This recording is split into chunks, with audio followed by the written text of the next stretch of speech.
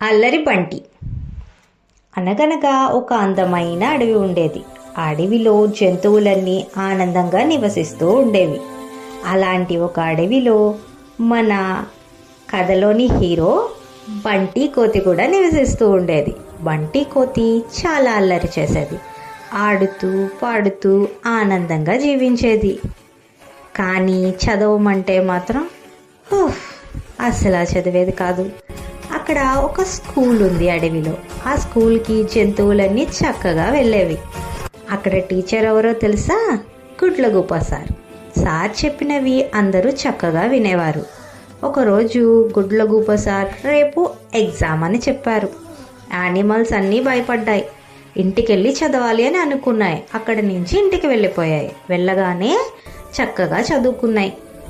ఏనుగేమో maths చదివింది, సింహం ఏమో సైన్స్ చదివింది, ఫాక్స్ ఏమో డ్రాయింగ్ చదివింది. అన్నీ ప్రిపేర్ అయ్యాయి. కానీ మన అల్లరికోత ఏం చేస్తుందో తెలుసా? చక్కగా పడుకొని చదవాల్సిన అవసరమే లేదు, నాకు ఫుల్ మార్క్స్ వచ్చేస్తాయి అనుకుంటూ పడుకుంది. పొద్దున్నే కంగారుగా లేచి స్కూల్కి వెళ్ళింది. ఇంకా క్వశ్చన్ పేపర్ చూసింది. చూడగానే ఇలా అనుకుంది, ఈ క్వశ్చన్లన్నీ ఎక్కడి నుంచి వచ్చాయి, నాకేమీ తెలియదే. ఇంకా అటు చూసింది, ఇటు చూసింది. ఇంకేం చేయాలో తెలియక ఇలా రాసింది, నేను మంచి మంకీని, నాకు మార్క్స్ వేసేయండి సార్ అని. అది చూసి గుడ్లగూప సార్ ఇలా అన్నారు, బన్నీ, నువ్వు నిజంగా చదివావా? సార్ నేనేమి చదవలేదు, మార్కుల గురించే ఆలోచించాను. కేవలం రిజల్ట్ కోసమే ఆలోచించకూడదు. మన పని మనం ఫస్ట్ చేయాలి, రిజల్ట్ దానికదే వస్తుంది. అది విన్న బంటికి తను చేస్తున్న తప్పేంటో అర్థమైంది. అప్పటి నుంచి రోజు చక్కగా చదువుకుంటూ క్లాస్ వింటూ ఏ రోజు చెప్పింది ఆ రోజు చదువుకునేది. మళ్ళీ ఎగ్జామ్ రాసింది. ఈసారి పాస్ అయిపోయింది. జంతువులన్నిటితో కలిసి చక్కగా ఆనందంగా డాన్స్ చేసింది. అప్పటి నుంచి ఎప్పుడు ఎగ్జామ్ అన్నా కూడా యానిమల్స్కి అది ఒక ఫన్ డేలా ఉండేది.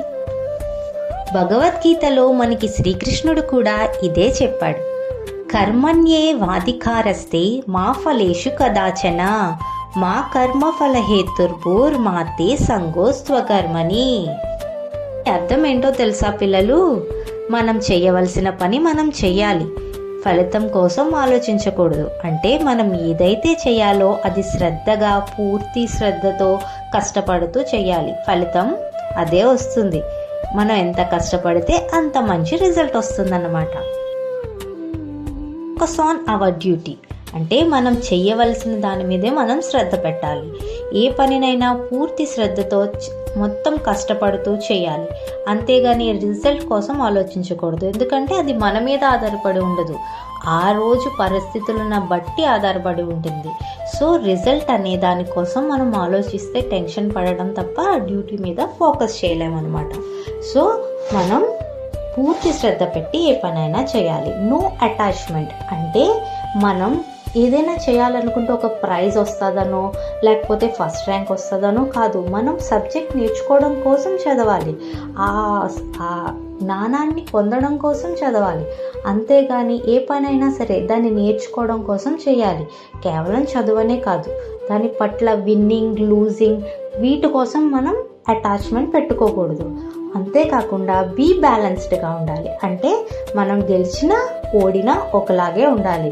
గెలిచిన పొగరు చూపించకూడదు, ఓడిపోయామని మనం డీలా పడిపోకూడదు అనమాట. సో ఎప్పుడూ ఒకలాగే ఉండగలగాలి.